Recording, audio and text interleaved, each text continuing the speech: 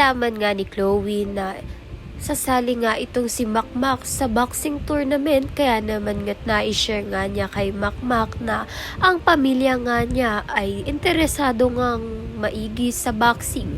Sinabi nga niya na ang ama nga niya na si Kaloy at ang kapatid nga niyang si Lance ay lumalaban sa boxing, kaya naman nga't ito ngang si Makmak ay tila nawalan na nga ng pag-asa dito nga kay Chloe dahil matagal na nga niyang gustong si Chloe. Subalit dahil mortal na nga kaaway ni Makmak ang kapatid nga niyang si Lance ay mukhang malabo na nga sila.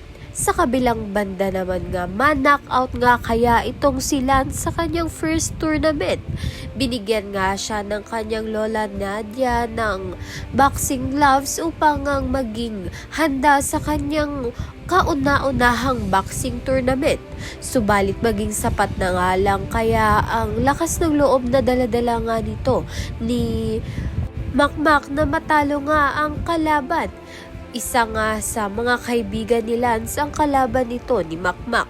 Kaya naman nga't yan at iba pa ang dapat nating pakaabangan. Maraming salamat sa iyong panonood.